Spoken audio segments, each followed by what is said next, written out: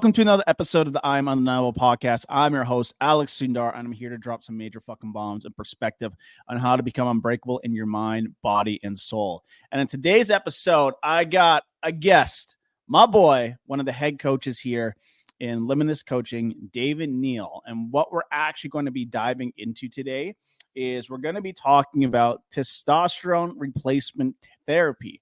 TRT. Should you be taking TRT? It's going to be a ton of knowledge here. We're going to give not only the science behind it, but we're going to give you our perspectives on if you should hop on the T, right? On the T, right? So, but before we kind of dive into it, I just want to give a brief introduction of David here. I would do it, but I don't think I'm going to do as good of a job as David is going to do. So, Dave, can you introduce yourself to the room? Hello, everybody. My name is David Neill, and I am a coach at Limitless Coaching with Alex Sundar. And I've known Alex for quite some time. We've worked in a couple of gyms together. So it's an honor and a privilege to be on this podcast with him today. Oh, you still there? Back from first times we started in the fitness industry together. We worked at World Health together, and we've been and friends and stuff over the years. And now he's one of the coaches on the Limitless coaching team and is absolutely crushing it every damn day. And when we were actually making this podcast episode, I wanted to bring David on as a guest for a while. We just didn't make a specific time to bring him on. So he actually messaged me and it's like, hey, man, we should talk about testosterone, TRT. I'm like, let's do it. I think that's a really good episode.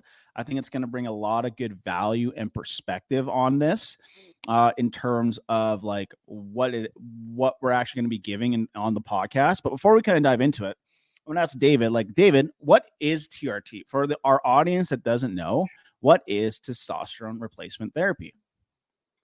Testosterone replacement therapy is a therapy that you can have if you are suffering from low testosterone. There could be numerous reasons that could happen. It is a proven fact that testosterone has dropped significantly up to 17. Let's start that again. You kind of you kind of cut out there. Oh, not a problem. Sorry, you kind of cut out there a little bit. Can you start it from the beginning again, what testosterone replacement therapy is?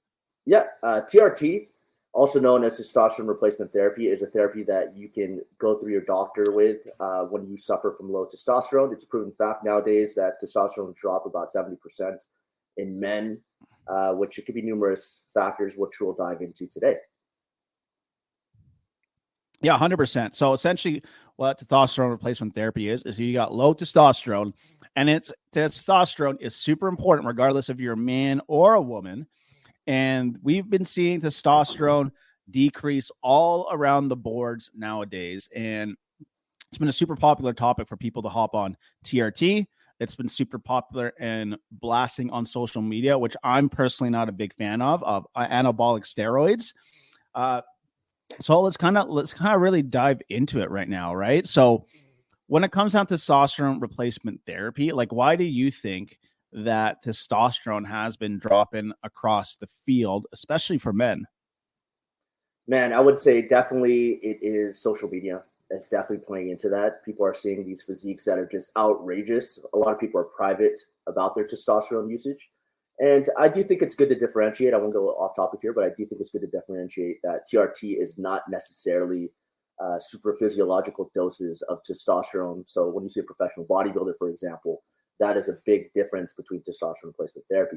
So I'd say the reason why it's popularized is people are starting to take notice that their testosterone is, whether it be through blood work or if they notice they don't have the surefire signs, I would say, like a morning wood, they start to notice low energy, getting sick often. Little things like that could come into play as to why it's become popular. Well, let's talk about that first. So I know you brought that up, like blood work. Mm-hmm. Right? Blood work. I think a lot of times when people think they got low testosterone, especially guys, the first thing that you should be doing is be going to your doctor and getting some blood panels done. I think that's extremely important to do. And I think that's something a lot of people miss out when it comes down to gauging your testosterone levels. So for you, David, do you know the range, a healthy range that a male should be in for their testosterone? If I recall, it's anywhere between 300 and up to like 800 on the high range, but please don't quote me on that. Would you have any idea yourself? I think it's 300 to 1100. I think it's around there from what I remember. I don't remember off the top of my head as well. But like when we're talking about testosterone, like the goal for us is to be within a healthy range. Like more testosterone in your body does not mean better health. It doesn't mean you're going to get better results. And it doesn't mean you're going to build muscle as well. So I think that's really, really important to note. Like even for myself, last time I got testosterone, my blood work done for my testosterone, I think I was around 400 units, something like that. It was a couple of years ago, but I have zero issues with my energy. I got zero issues with putting on muscle and feeling super good. I definitely believe last time I read the literature on the science is that testosterone at the end of the day doesn't really affect the rate of your muscle gain when it comes down to a natural athlete. Again, it's different when you're putting a shit ton of stuff into your body, but like how important do you feel like it is for someone, especially for men over the 30s, to get regular blood work done so they can check if they're healthy or not? It definitely is crucial. There's a number of reasons besides testosterone to get regular blood work done. It's just as you get older, things are going to start to decline, and it's good for you to be super aware of what's happening in your body. And one of those things is blood work. And if you try to figure that out on your own, it's always going to be a crapshoot because you're just guessing, right? So it's good to have that comprehensive panel. Of course, even knowing what to look for, right, and finding the right doctor. Because if you just went to your general practitioner and you got blood work done, chances are they're not looking for the things that you want them to look for, right? They're just looking for any danger in your blood work, whether it be high ranges that are not healthy. But other than that, there's certain things that they need to be looking for in order to know even if you qualify for testosterone replacement therapy. I think that's extremely important to know. It's like, well, do you qualify? I think a lot of times when people go on TRT, there's a lot of things that you can do to mitigate it before taking that extra stuff. Because there is risk with anything when it comes down to putting stuff into your body, right? So I guess for you, Dave, because you're older, right? You're like, what, 30, 36, right? 37, yeah. 37, right? Yeah. All right. So one of the things that we got to take a look at is like, okay, when is an appropriate way that for us to know that, okay, should we go to our doctor and get our blood checked? Like, what are some signs that we can really point out towards to make sure that, okay, you know what, maybe I should get my blood work checked and maybe I should go on TRT? I'd say the surefire signs, one of them, of course, is waking up and noticing that your libido is very, very low. You are not getting morning wood. You are starting to notice your energy levels decline. Another thing would be even just ambition, which is something that's a little bit harder to quantify. But if you notice that it's just hard to get yourself to go and pursue challenges, then there is a good chance that you may be low on testosterone. If you're fully aware that your diet's trash, if you're fully aware you don't exercise, you don't lift weights, these all contribute to having low testosterone. And that's not even to factor in environmental factors, right? So these are things now that we are noticing, whether that be microplastics in your drinks and your water and all of that, that all contributes and creates a cumulative effect in your testosterone. So how much would you say it is more like environment versus lifestyle factors that can affect the rate that your body produces testosterone? I'd say 100% it's mostly lifestyle factors. And the reason for that is we are sitting more, we are moving less. This is a little bit of a, what's the word I'm looking for? This isn't a scientific method, but I will say you could simply look at a photograph from people in the early 1900s, mid 1900s, and see the complete difference in the way people looked. I know that isn't always the best way to look at things, and I know that's might even be a controversial thing to say, but you could just see, average weight gain is pretty significant. I don't have the numbers offhand right now, but the average person is carrying a lot more adipose tissue versus before, right? So those are those things. Oh yeah, 100%, man. But I want to talk about you because you're how old are you again? 36, 35? Like, yeah, it throws me off, bro, because you look like you're fucking 20, right? So, right. So if we know that it's lifestyle affected, right, so much, right, and we know those factors play a part into it. like, what are some lifestyle factors that really affect your testosterone? Because obviously you're 37. Mm-hmm. Obviously you don't got low T, Mm-hmm. right? From what I know of, I could be wrong, right? So without blood work, right? It's important to get that. Oh, blood work, you don't know. It's like, okay, well, what are some factors that we can really take a look at to be like, okay, like, before we consider hopping on TRT? Because I think a lot, especially nowadays, it's super common to go to your doctor, be like, I want TRT. They just give it to you without doing anything to kind of mitigate the risk of testosterone replacement therapy. I want people to really understand this. TRT is new. It's not something that's been around for a long time. We don't know any long-term adverse effects from this stuff yet, right? And then when we take testosterone replacement therapy, it's meant to get you to normal levels, right? And a lot of times people will overdo the doses. There's a lot of risk factors, I think, which we'll touch on here a bit later. But for you, Dave, like, what are some things that we can do to mitigate men to go on testosterone replacement therapy? Yeah, this is such a great question because we could use not just testosterone, whether you decide, oh, maybe I should take steroids. Even I know I don't want to confuse the two, but let's say you're thinking about doing one of those two things. You have to ask yourself first, have I done every single thing that I could possible? Like, am I getting the right amount of sleep? Am I resistance training at least 2 to 3 times a week, even more? Am I getting a X amount of movement and activity throughout the day, whether that be through daily steps, whether that be just knowing that you have a fairly active lifestyle, depending on your career, if you have a sedentary job or a very active job like a construction worker versus a desk worker, covering those bases and making sure, more importantly too, as well, diet, making sure you're getting adequate protein, making sure that you are filling the holes in your micronutrients and getting enough fiber. All these things come into play.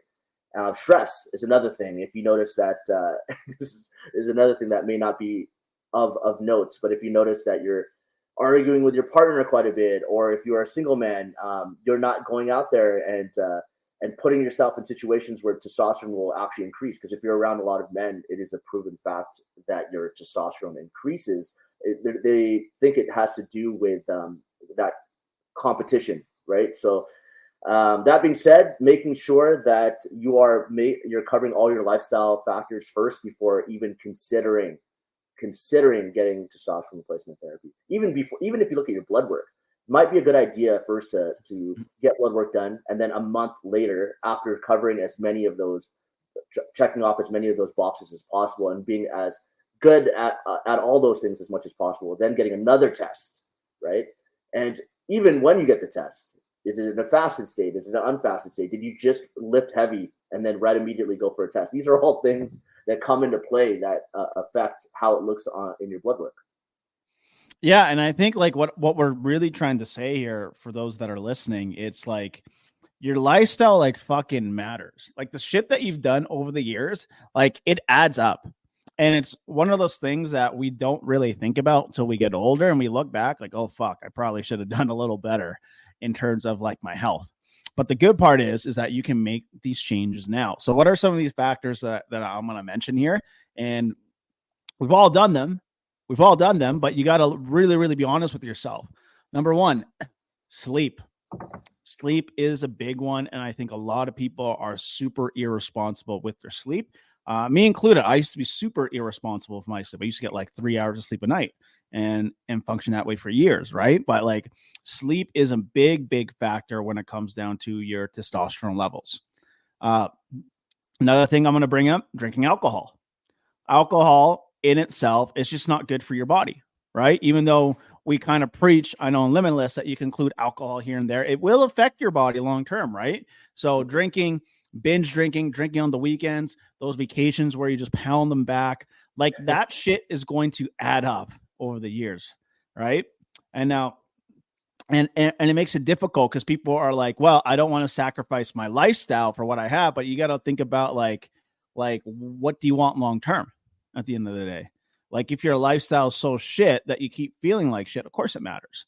What about recreational drugs? The stuff that you did when you're younger, like, oh, it's just my party years. I hear that a lot. That shit adds up. Like it's not like it goes away. It adds up onto your body eventually. Some people experiment with anabolic steroids. I just did it once. Well, that one time can fucking affect your testosterone for the rest of your life, right?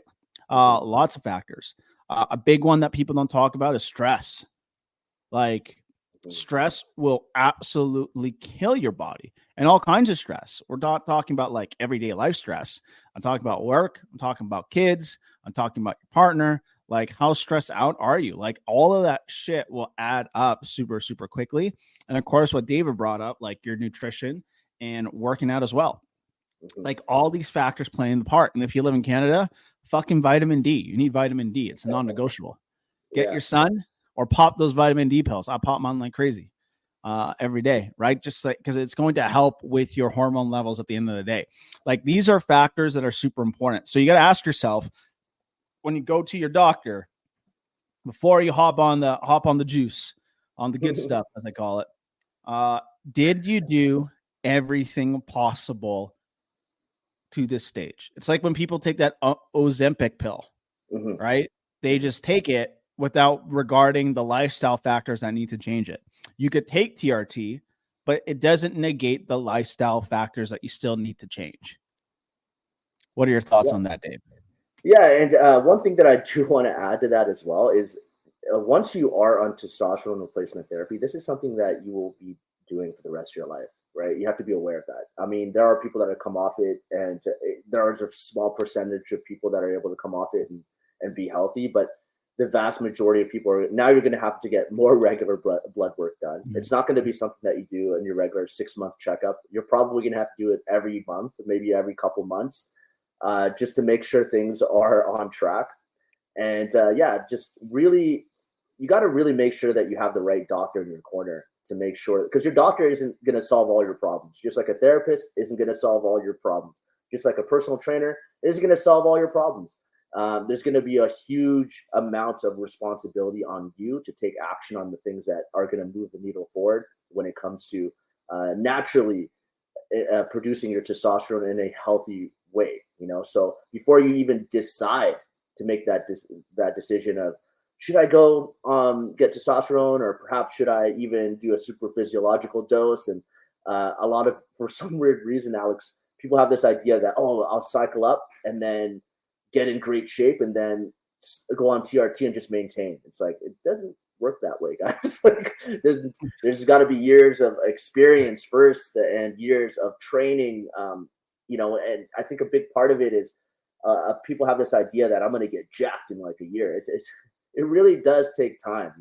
There are, of course, I think what kind of skews the perception, there are people that are genetically blessed and just have the right mixture in their genetics, where they get, whether they look amazing naturally, or even if they take a small dose or super physiological dose, that's when they start to notice, okay, like that guy looks amazing, I could do the same thing.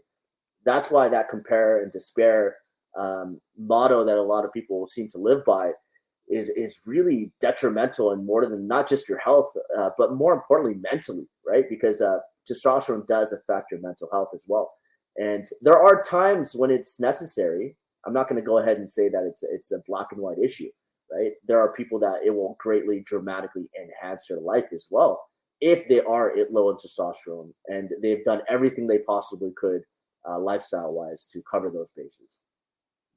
100%, right? And it's just like the question is, it's like, should you take TRT? What do you think, Dave? What's the big answer? Should you take it? I would say the majority of people should not.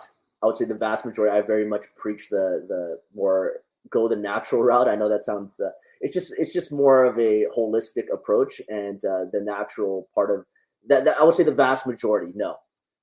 There are cases where people should, but then that's after making sure that your blood work is been done, and your doctor is saying, you know what, this is a route we should probably go. Mm-hmm.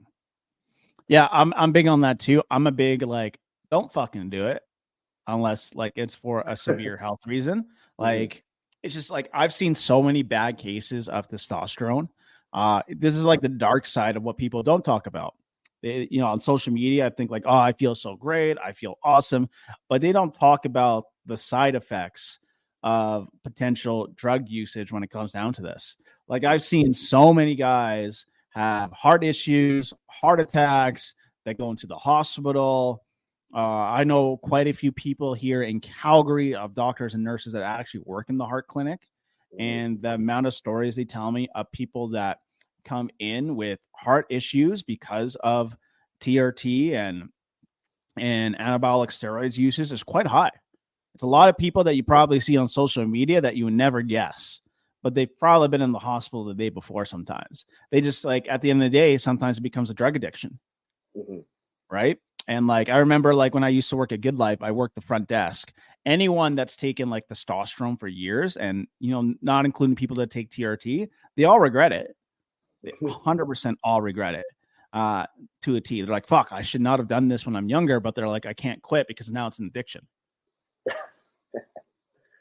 Isn't it crazy that people that are the most self-aware of the problem tend to have the most difficult time coming up with a solution to maybe not quit, but wean themselves off or any of those. It's very interesting to me, human psychology in that regard.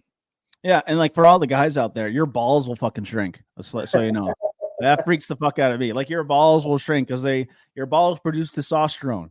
They will shrivel up from taking that stuff, right? It's just like, I don't know. I'm not a big fan of it. I'm not a big fan of the culture that's going towards it. I think unless you have your health in order, like if it's for a health reason, absolutely. But I don't think people should take it. Agreed. We are in agreement with that for sure. So let's talk about you, right?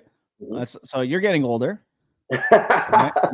You're getting older. When's the last time you got your testosterone measured?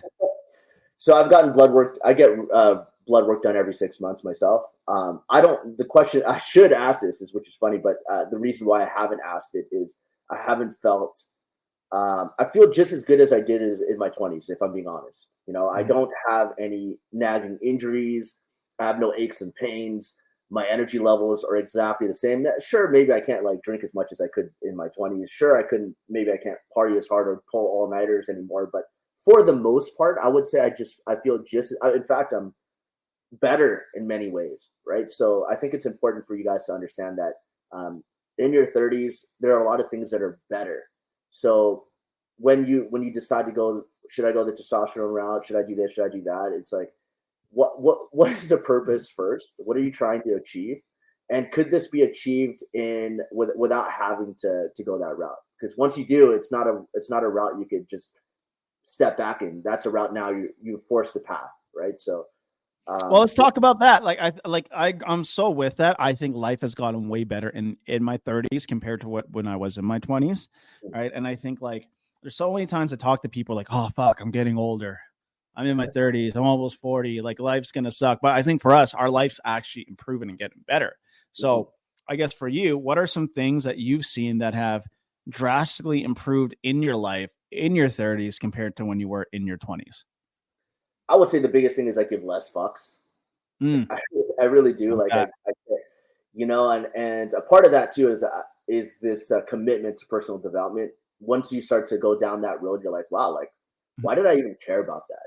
It's kind of silly to even think about now, right? But once you're in your 30s, you're like, this is like, I'm not saying that you've completely developed as a human being. I think that's a lifelong journey. But I do think now at this point where you're basically half dead, not necessarily at 30, but let's just say late 30s, because let's be real, that's middle age.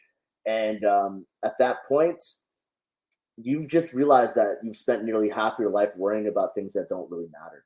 You know, what actually matters is developing yourself to the best of your ability and then giving back that version of yourself to the world. Right. I like it. Yeah, you hear it all the time. What's the meaning of life? I really believe that's the meaning of life, right? The meaning of life is to give your life meaning and to develop yourself in a way where you've taken the punches, you've taken the hits, and now you could start to share your journey and you could share what you've learned along the way, so other people can begin to learn from that, right? You've often heard what's that saying? What's the saying? Well, I can't think of it now, but a lot of the times we worry about things that we really shouldn't be worrying about. Best tip I can give you guys, especially the man in his late 30s, is like, if it's not going to matter 6 months, a year to 5 years from now, don't even worry about it. Because at the end of your life, when you look back, you know, not that I'm there, but when you look back, the biggest regret that a lot of people have in many cases, like maintaining relationships, not working so damn hard on things that maybe they didn't think was like they weren't happy with. We're pretty blessed. I feel almost in a privileged position, Alex, that we do a job that is just so great, right? Where we get an opportunity to help people. We get an opportunity to make a living doing it, and it just covers all the checks and boxes of the life we want to live. And we'll be around I know you have kids, Alex, so you're there, right? You're available, and that's that's a great fear that I have for myself. Is that did I build a lifestyle where I won't be there for my kids? So luckily we have developed that. I would say for people in their 30s, if you are like, you're afraid to start at zero, I highly recommend that you be willing to take that route again, because you're going to look back 6 months, a year from today and be glad that you did. And honestly, the first place to start, and this is not a shameless plug, is your health. It's your fitness.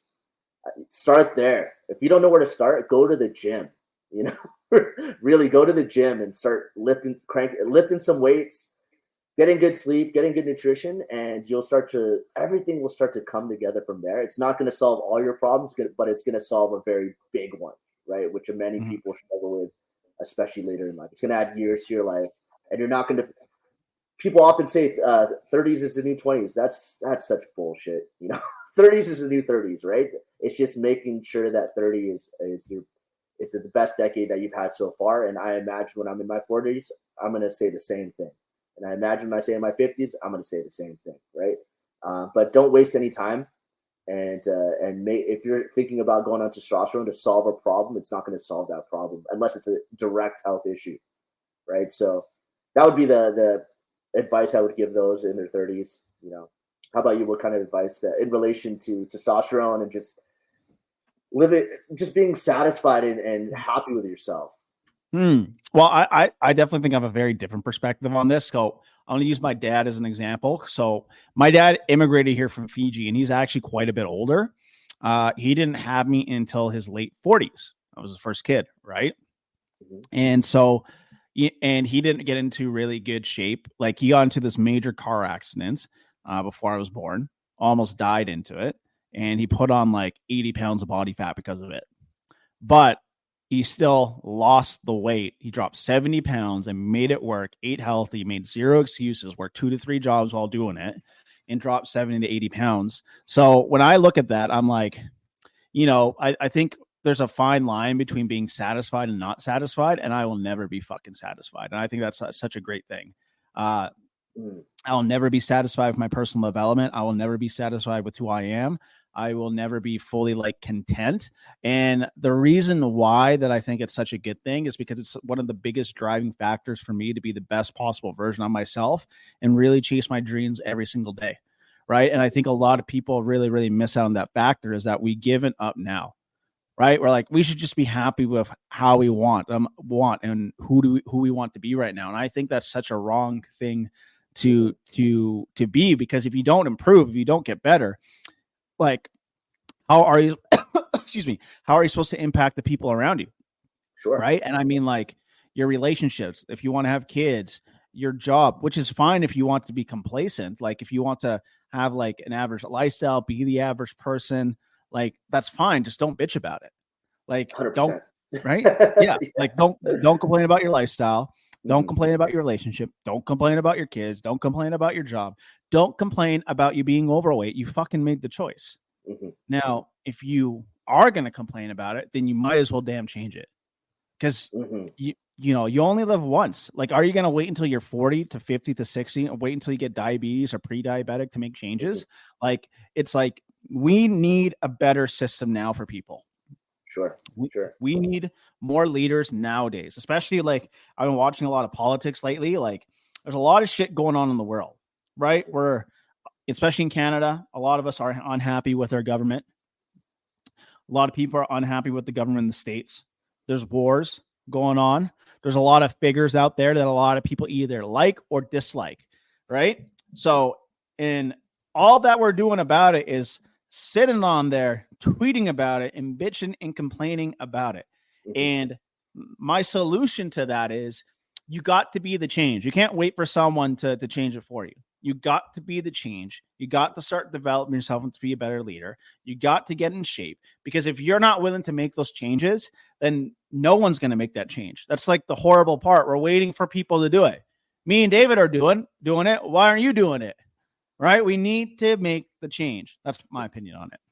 Yeah, I guess what would be a good way to look at it is joy. I don't like to say happy anymore. I like to say joyful, because you find joy in smaller things. That's just my perspective on it.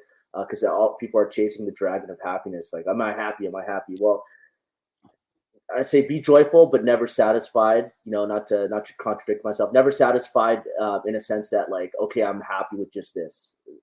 There's always an area of improvement in your life that you could really focus in and give full effort towards.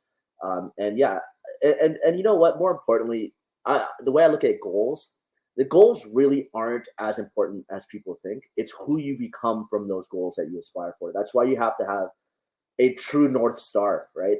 Alex here is a mentor of mine, so he often gets me to challenge myself and look at, like, what kind of man do you want to be, and that's such an important question, because that's going to be your North Star. Maybe this idea of perfection, maybe this idea of being this perfect male individual that many men think about, it's not attainable, but what it is on the way there, you're going to become a lot better if you have a standard that you hold yourself to. Mm-hmm. I like that. So we got a question here on Facebook. I can't see your name through the system that we're using. So sorry, I can't call your name here, but he had a question. He said, just going back to something you were talking about previously, what else is to be said about men who want to increase their testosterone to hang around other men? Are there studies? Yeah, funny enough, there are studies. I'd have to dig them up. These are one of those things where you look over and you're like, oh, that's super interesting. And they found that especially men in prisons and their testosterone was actually higher. There's this thing that happens with competition, where if you're around a lot of driven individuals, your testosterone actually increases, which is really, really interesting. I think this just boils down to the environment that you keep yourself in. Environment is so much more than the house you live in. It's the people you surround yourself by. If you're around hungry and competitive people, chances are you're going to be hungry and competitive, and your body has to actually has to force itself to get to that naturally, right? So that's why there's this, and you could even observe it in a lot of tribes, whether it be or even friend circles. You'll see a lot of fit individuals typically hang out with fit individuals. Now we could argue that's lifestyle, but I would argue that they want to be around people that push them out of their comfort zones. I could even attest to myself. Right now I work out in Anytime Fitness, which is I love the gym. I just want to say I'm not hating on it, but I will say that it's not exactly, I'm the strongest one in my gym right now, if I'm being honest, by far, right? And this includes a lot of dudes that are much larger than me. And I'm not saying this in a way of bragging whatsoever. It's an Anytime Fitness. What the heck do you expect, right? But when I went to Iron Addicts in Las Vegas, let's just say I was the smallest and weakest person by far, right? So what did that do? That forced me to push myself out of my comfort zone. That forced me to raise my standards, my own personal idea of excellence. And if you're wondering about it, you don't even need to study. I mean, I could dig them up for you, but just see yourself when you're around people that aren't hungry, right? When you're around people that are like, they don't talk about things that make you feel a little bit uncomfortable. They don't talk about things that, like, maybe their idea of a good conversation is talking shit about other friends, and you just observe your own mood around that, right? It may bring out the worst qualities of yourself, or switch it up and hang out with people that are talking about ways to become a better man, ways to raise your own personal standards, and you'll find that that drive of yours will start to increase. And you can maybe look at it from a scientific perspective. I choose to more look at it from a holistic perspective, where you're around the right people. If you are the smartest person in the room, you're probably in the wrong room. If you are the fittest person in the room, you're probably in the wrong room. If you're the poorest person, or all of those things come into play, you want to be in the room where everyone is pushing and striving to be their best version of themselves, right? Of themselves. Because I think where people can get caught up, and that's probably why they even think about testosterone replacement therapy in the first place, is they're comparing themselves to somebody's chapter 20 when you're on chapter 1. Yeah, and I think that brings up such a good point. Like, I haven't read the study myself, but what I'm assuming it is about, it's like you want to be around people that are going to force you out of your comfort zone to grow, right? So, and one of the things for me, like I personally strive for excellence, and I also want excellence for my friends, and I will challenge that aspect out of them all the time. It's like, if like someone's complaining about not being in shape enough, I'm like, cool, let's go for a workout, right? So it's like, well, a lot of those factors play into play. When it comes down to the actual study, don't know. You can probably find it on Google if you Google it and give it a read and see if it benefits you. But we are coming to the end of this episode here. David, is there any last words you want to tell the audience here? Yes, I would say the best advice I can give you guys is look at in your area. I always think of elimination first. that's where my brain goes first. What could you eliminate that is holding you back, and then what could you add in? Right. I'm not saying just keep adding to the pile because that's not going to help. But I will say what is sucking away your energy that's making you feel that your testosterone's low in the first place. Like, are you staring at dudes that are insanely jacked, probably on enhancement, pharmaceutically enhanced? Maybe I would suggest you look around instead. Go to the mall, and see the average person. That's a more realistic perspective of what's out there in terms of health and fitness. So look at that and start to raise your own personal excellence, and reach out to Alex, anyone on the team, if you need advice there. And we're more than happy to give free advice when it comes to that. And if you want more, then I would suggest taking the extra step from there. I love that. David, where can these people find you? Like, what platforms can they find you on? Yeah, you could find me on David Neill Fit. My last name is often spelled wrong, so Neill. Just think Shaquille O'Neal, right? Or O'Neal, the snowboarding and skateboarding and surfing brands. That's how you properly spell my last name, which is often spelled wrong. But yeah, David Neill Fit on Instagram, David Neill on Facebook, and David Neill Fit again on TikTok. All right, guys. Thank you guys for tuning in. Hope you guys got some value. If you did, do not hesitate to DM myself or David. Let us know your biggest takeaways, and we will talk to you very soon.